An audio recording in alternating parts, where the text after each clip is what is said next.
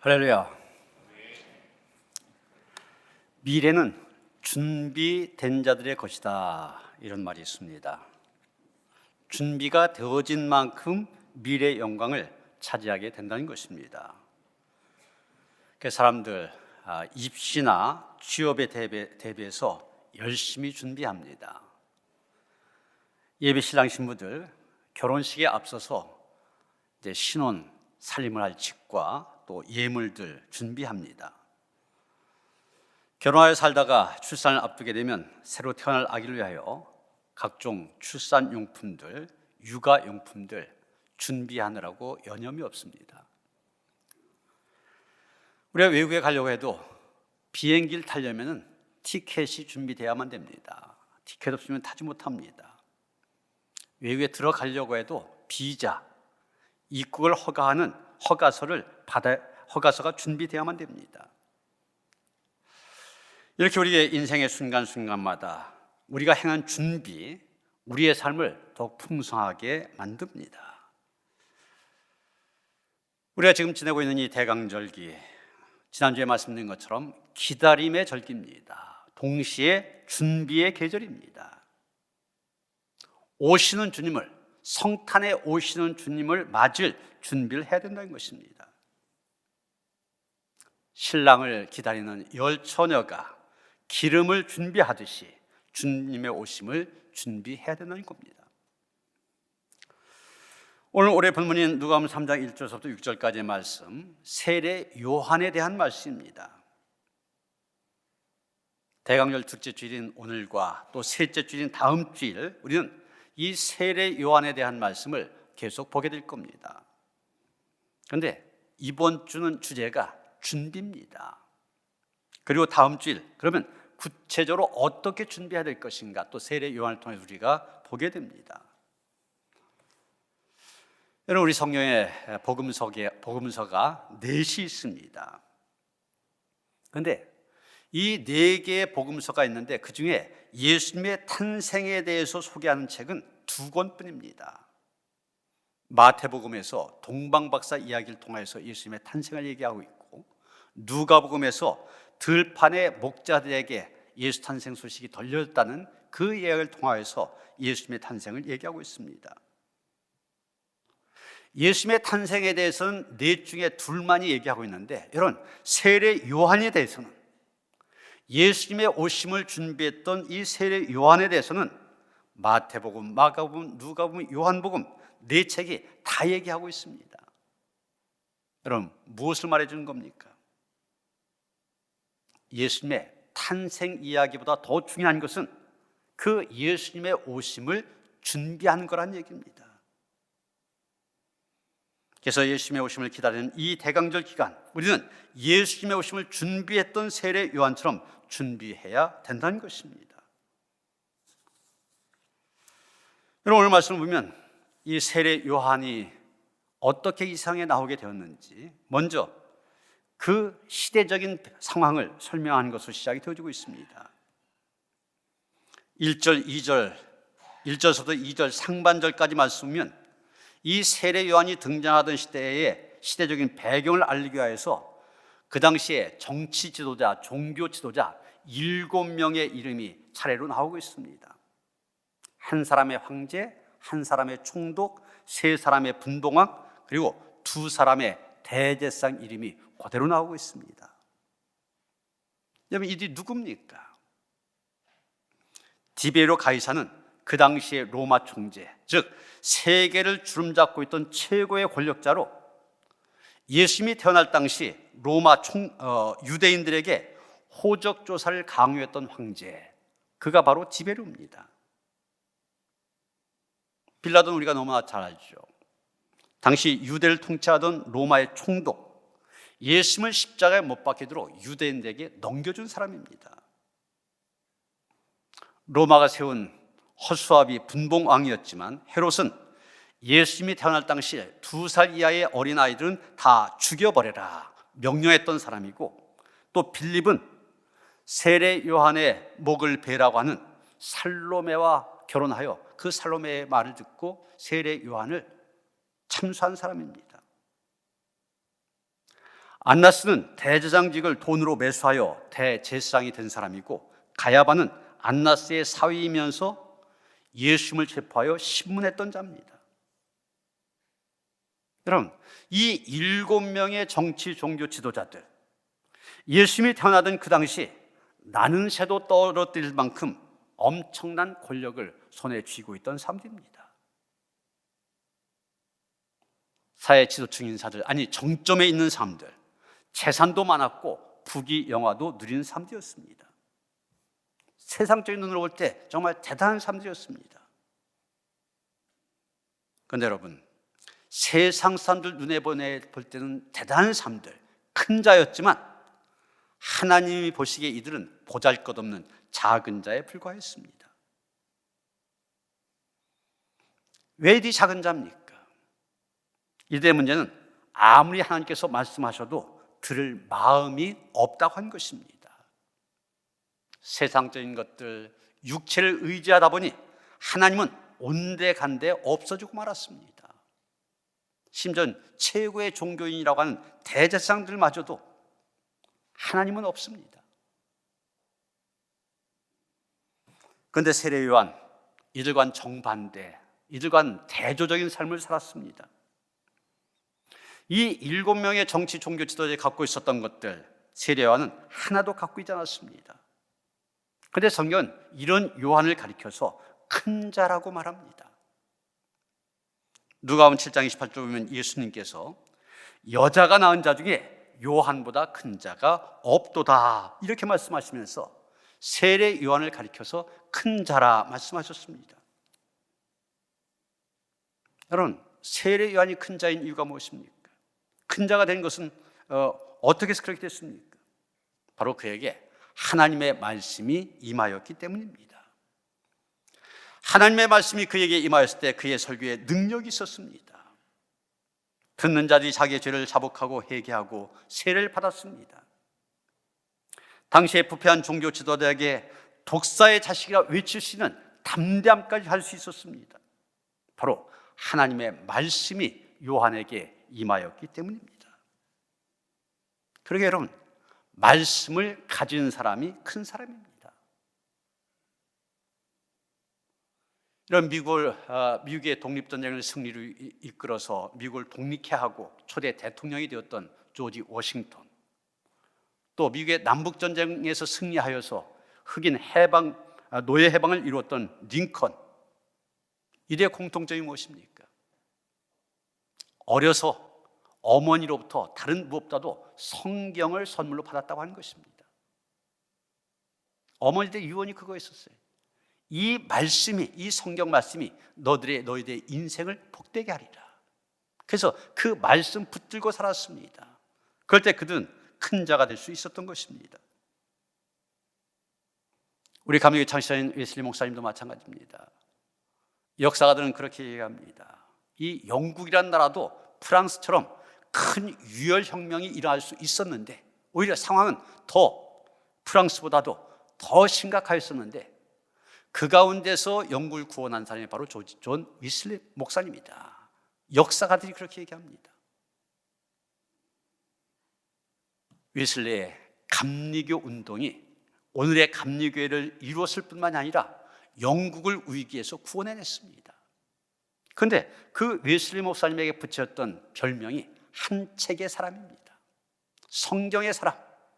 말씀으로 스스로가 변화가 되어졌고, 말씀으로 살았을 때 그는 그렇게 큰 자가 되어 위대한 일을 감당할 수 있었던 것입니다. 세례 요한에게 이 말씀이 임하였던 것처럼 우리에게도 임하는 이 대강절이 돼야만 됩니다. 그런데 2절 하반절 말씀을 다시 보면 하나님의 말씀이 빈들에서 사가랴의 아들 요한에게 임한지라, 이렇게 말하고 있습니다. 세례 요한에게 하나님의 말씀이 임한 곳이 어디냐? 빈들이라고 말합니다. 빈들, 다른 말로 광야라고도 말할 수 있고 사막이라고도 얘기할 수 있습니다. 여기는 아무것도 없는 곳입니다. 시냇물이 졸졸 흐르는 운치 있는 곳이 아닙니다. 낮에는 내리쬐는 햇빛 때문에 온도가 40도까지 오르는 그런 곳입니다. 그러다가 해가 지면 다시 추위가 몰려오는 곳입니다. 맹수들의 위협이 있는 곳입니다. 세상에 어떤 이로움도, 세상에 어떤 도움도 기대할 수 없는 곳, 그곳이 바로 빈들입니다. 오직 하나님밖에 의지할 곳이 없는 곳입니다. 이런 성전에 있는 사람들이나 제사장들 너무 부유했습니다. 마음으로도 육신적으로도 물질적으로 부유해졌습니다. 이런 것들이 영적인 나태로 이어지게 됩니다. 그러다 보니까 그들은 하나님의 음성 갈급해하지 않았습니다. 음성이 없이 사는데 별로 지장을 받지 않기 때문입니다. 별로 어려움이 없기 때문입니다. 그런데 빈들은 다른 곳입니다. 빈들에 있던 세례 요한, 좌우를 둘러봐도 의지할 사람이 없습니다. 의지할 만한 권력 아무것도 없습니다. 오직 살아계신 하나님 외에 의지할 것 아무것도 없었습니다. 그러기에 더 하나님을 의지하게 되고 하나님을 갈급해 했던 것입니다. 세례 요한이 광야에서 먹었던 음식, 메뚜기와 석청이라고 하였습니다. 메뚜기와 석청은 요즘 하면 들꿀입니다. 요즘에야 웰빙 음식, 그래서 너도나도 찾는 것들이지만 그 당시에는 들판에서 얻을 수 있고 먹을 수 있는 유일한 것들이었습니다. 그렇기 때문에 세례 요한 하나님께 더욱 집중할 수 있었습니다. 바로 그곳에서 세례 요한은 하나님의 말씀을 들었던 것입니다. 여러분, 요한이 언제부터 빈들에 있었습니까? 누가복음 1장 80절에 보면 아이가 자라며 심령이 강하여지며 이스라엘에게 나타난 날까지 빈들에 있으니라, 이렇게 말하고 있습니다. 여기 아이라는 단어 헬라어로 파이디온, 이런 말인데 청소년 시기를 가리키는 것이 아닙니다. 아주 어린 아이를 가리키는 겁니다. 다시 말해서 아주 어린 시절에 요한은 빈들로 나갔다는 것입니다. 요한 원래 제사장인 사가랴의 아들입니다.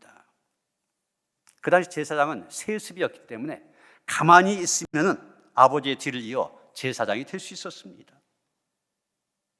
그런데 그는 집안에 가만히 있지 아니하고 빈들로 나아갔습니다. 그리고 30살이 될 때까지 그 빈들에서 살았습니다.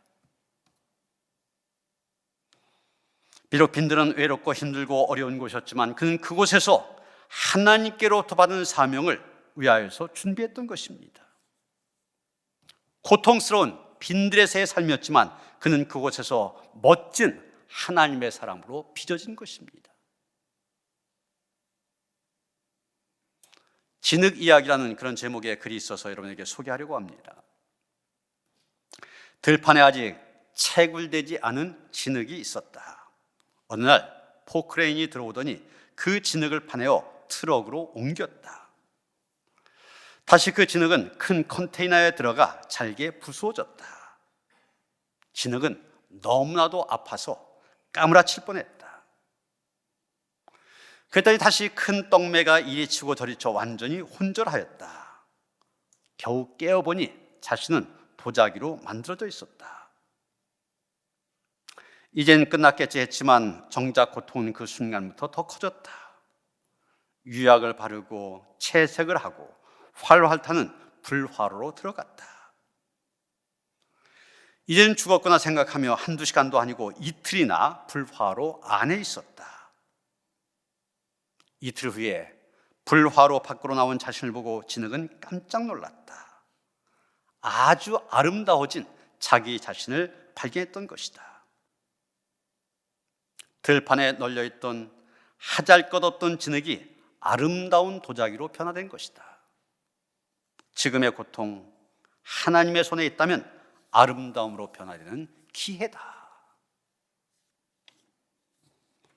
여러분이 지금 고통과 시련 한가운데 서 있다고 생각합니까?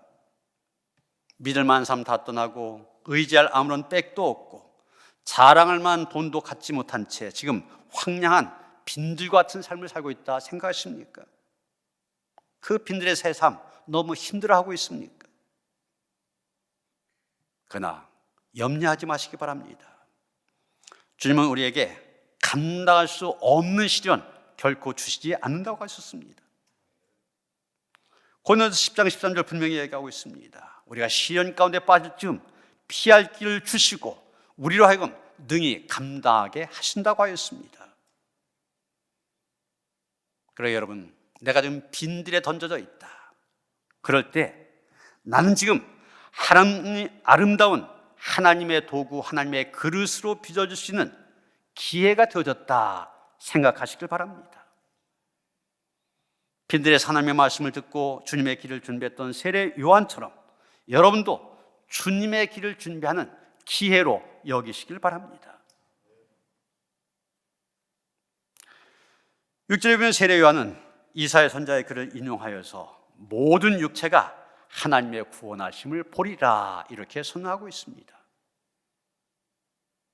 여러분, 우리가 왜 지극정성을 다하여 주님의 오실 길을 준비해야 됩니까? 모든 육체가 하나님의 구원하심을 봐야 되기 때문입니다. 그런데 여기서 모든 육체라는 말 썼는데 인류만을 얘기한 것이 아닙니다. 좀 더 포괄적인 용어입니다. 헬라어 언어로 파라사르스 이런 말인데 온 우주의 피조 세계 전체를 통치하는 포괄적인 용어가 바로 이것입니다. 그러게 하나님의 구원은 사람뿐만이 아니라 이 땅의 모든 피조 세계까지 구석구석 두루 미치게 됩니다. 이런 교회가 환경보호에 대해서 환경보호 운동을 하고 환경에 대해서 하나님의 창조 세계에 대해서 기후위기에 대해서 관심을 가져야 될 이유가 바로 그것입니다. 이 피조 세계도 하나님의 구원의 대상이 되어지기 때문입니다. 그런데 오늘 성경은 말하고 있습니다. 예수님이 오심으로 모든 삶이 하나님의 구원을 보게 된다. 그러게 우리는 모든 육체가 이 땅에 있는 모든 피조물이 하나님의 구원을 볼 수 있도록 준비해야 된다는 것입니다. 한때 유행했던 유행가 가사처럼 우리 마음에 주단을 깔고 예수님의 오심을 준비하고 기다려야 됩니다. 본문 4절 5절 보면 누가는 이사야 선지자의 예언을 인용하여 이렇게 말하고 있습니다. 너희는 주의 길을 준비하라. 그의 오실 길을 곧게 하라. 모든 골짜기가 메워지고 모든 산과 작은 산이 낮아지고 굽은 것이 고자지고 험한 길이 평탄하여 지도록 준비하라고 얘기하고 있습니다. 여러분, 이 말씀 그대로 우리는 우리의 마음의 길을 닫고 준비해야 됩니다. 우리 마음의 모든 굴곡을 평탄하게 해야 됩니다. 미움, 시기, 질투, 탐욕 등으로 일그러지고 고립해인 우리의 마음, 믿음과 사랑과 자비로 메꿔야만 됩니다. 그런데 우리 마음의 길을 닦여야 먼저 선행돼야 될 것이 있습니다. 먼저는 하나님의 말씀이요, 그 다음에는 회개와 죄사함입니다. 여러분, 빈들에 있는 세례요한에게 먼저 하나님의 말씀이 임했다고 하는 건 말씀을 드렸죠. 그러나 그것으로 끝난 것이 아닙니다. 그 다음에 죄사함을 받게 하는 회개의 세례를 선포하였습니다. 마찬가지입니다. 우리에게도 하나님의 말씀이 임해야 됩니다. 그러나 그것으로 끝나서는 안 됩니다. 회개를 통하여 우리의 모든 죄가 용서함을 받아야 됩니다. 그럴 때 우리의 굽어진 마음 곧게 펴지게 되고 깊게 패인 마음의 골짜기들 메꾸고 평탄하게 만들 수 있게 되는 것입니다. 어제 하늘 양식을 보시고 은혜 받았다는 문자를 주신 분들이 여러 분 있는데 어제 하늘 양식 성경 본문이 바로 오늘 본문과 똑같습니다. 오늘 본문을 가지고 제가 썼던 내용입니다. 거기에 회개를 중점적으로 얘기했는데 그것에 대해서 조금 말씀을 드리면은 모든 육체가 하나님의 구원을 보시기 위해서 중요한 것이 바로 회개라고 한 것입니다. 회개라고 한 것이 모든 육체가 구원을 얻게 하는 데 있어서 중요한 요소라는 얘기죠. 그런데 회개가 무엇이냐? 성경에서 회개라는 말은 단순히 뉘우친 것을 가리키는 것이 아닙니다. 방향, 전환을 뜻합니다. 우리 성경으로 회개라고 번역된 말, 히브리어는 슈브란 말이고 헬라어로는 메타노이아 이런 말인데 원래 뜻은 둘 다 방향의 전환을 가리키는 것입니다. 내가 지금 간 방향이 잘못됐다, 그것을 알았으면 그대로 간 것이 아니라 그 방향을 바꿔야 된다는 것입니다. 이게 회개입니다. 그런데 잘못된 줄 알면서도 계속 가던 길을 계속 간다, 그건 회개가 아닌 것입니다. 오미크론 변이 바이러스로 인하여서 이 코로나가 확산되어지면서 다시 교회가 욕을 먹고 있습니다.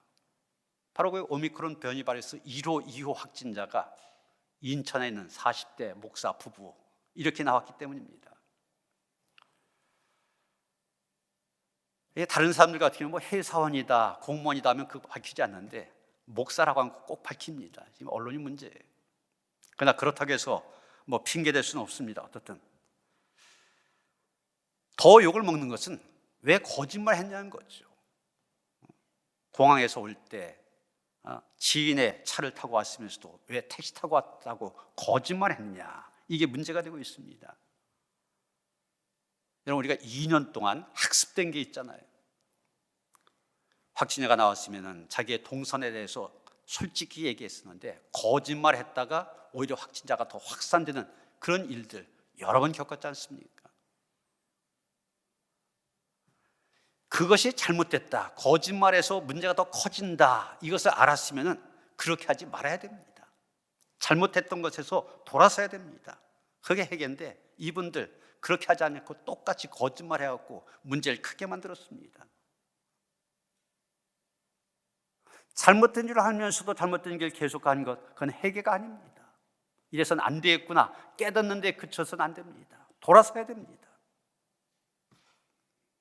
당자가 세상을 향하여 걷던 걸음 돌이켜서 집으로 돌아오는 것처럼 세상을 향하던 우리의 발걸음도 돌이켜서 하나님의 품으로 돌아와야 됩니다. 이게 회개입니다. 모든 육체가 하나님의 권하심을 보려면 먼저 회개로 준비해야 됩니다. 회개로 준비된 우리의 마음에 구원의 은총은 임하게 된 것입니다. 매년 이때쯤 되면은 이 구세군 자선남비가 시작되지 않습니까? 올해도 지난 1일 날 서울시청 광장에서 구세군 자선남비 시종식 이게 열리면서 이 자선남비 캠페인이 시작되었습니다. 그런데 이 구세군의 자선남비의 첫 종소리가 울려 퍼진 것은 1891년 성탄이 가까우던 미국의 샌프란시스코에서였습니다. 그 당시 구세군 사관 조지프 맥피라고 하는 분이 있었는데 어려움을 당한 도시 빈민들이 있었고 또 갑작스러운 재난을 당해서 1,000명이나 되는 사람들이 슬픈 성탄절을 맞이하게 되었습니다. 이 1,000명이나 되는 사람들 먹여야 되는 그런 상황에 있었던 이 맥피라고 하는 사관이 옛날 영국에서 가난한 사람들을 돕기 위해 사용했던 방법을 머리에 떠오르게 됩니다. 그는 오클랜드 부두로 나아가서 주방에서 사용하던 커다란 쇠솥을 갖다가 거리에다가 내걸었습니다. 그리고 그 위에 이렇게 써붙였습니다. 이 국솥을 끓게 합시다. 이 국솥이 끓어야만 1,000명이나 되는 어려운 사람들 먹일 수 있잖아요.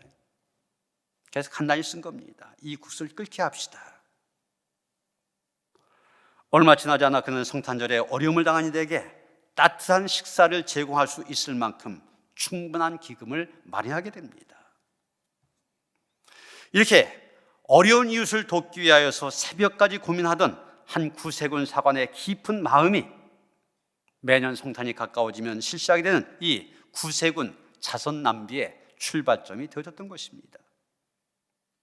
그리고 그 정신이 오늘 모든 구세군 자선남비의 종소리를 타고 우리 사회에 깊숙이 파고들어서 모든 이에게 이웃사랑의 절실한 필요성을 되살려주고 있으며 모두가 더불어가는 아름다운 사회 만드는 일에 기여하고 있습니다.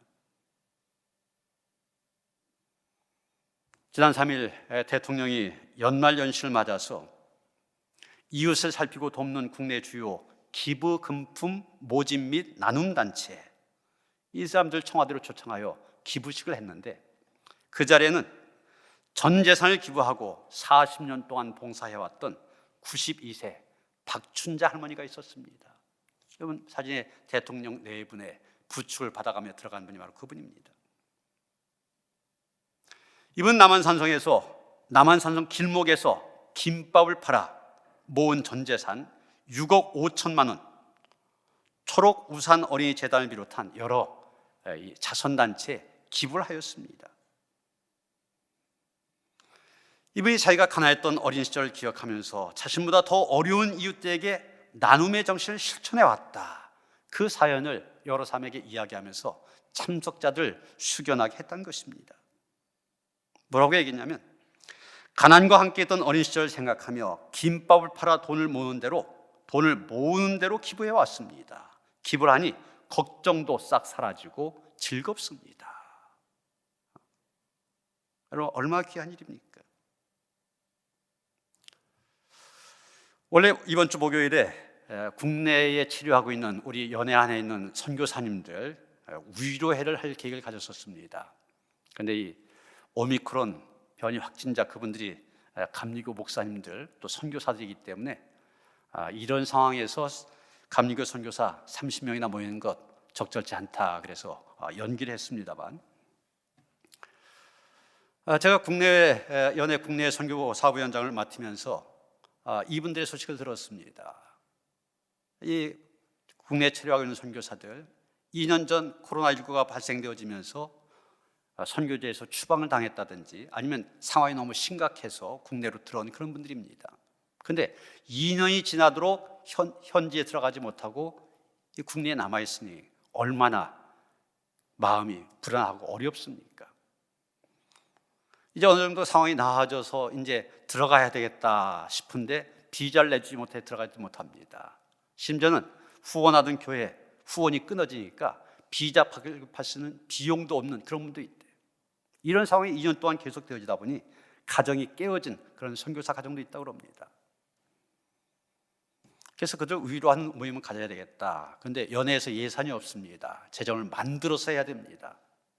그래서 제가 지난주 수요일 날 우리 교회 밴드에 이 소식을 올리면서 제가 요청을 했습니다. 이 선교사님들 초청해서 한 분 3만 원짜리 식사를 대접하고 2만 원짜리 선물을 드리려고 하는데, 한 사람이 한 사람씩 5만 원씩만 섬겨주면 30명이면 이 귀한 일을 할 수 있을 것 같다. 그래서 올렸더니 5시간 만에 30명 다 내가 섬기겠다 이렇게 응답을 해주셨습니다. 얼마나 감사한지 모릅니다. 우리 교인들이 이렇게 어려운 사람들 섬기고자 하는 그런 마음, 아마 더 많은 사람들이 아차 하셨을 것 같아요. 내가 그런 기회에 참여했어야 되는데. 여러분 몇 가지 사례를 얘기했지만, 우리가 사는 세상 아무리 각박하다 할지라도 우리 주변에 이런 미담들 참 많이 들려옵니다. 종종 들려옵니다. 가만히 생각하면 이런 분들이 주님이 오신 길을 닫고 준비한 사람들 아니냐 생각하게 됩니다. 이익심과 질투, 탐욕으로 인하여 굽어지고 고립해인 우리의 마음을 곧게 하고 평탄케 하여서 예수님께서 기쁨으로 오실 수 있도록 준비하는 사람들, 바로 이들이 아니겠냐는 겁니다. 이제 성탄 3주 정도 남았습니다.